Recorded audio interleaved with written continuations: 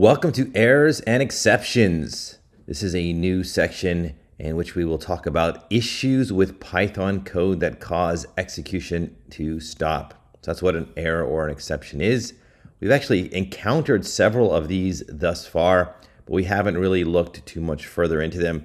We're now going to take a deep dive into all these errors and exceptions. So what you're going to learn upcoming is you're going to find out which errors and exceptions exist. So you have to know like what they are, where they're available, how they are triggered, when do they crop up in your programs, how to purposely cause them. So sometimes you want an exception to be raised, to happen when you're writing some code that someone else is using. Sometimes they're using it incorrectly, so you want to tell them that they've done something wrong.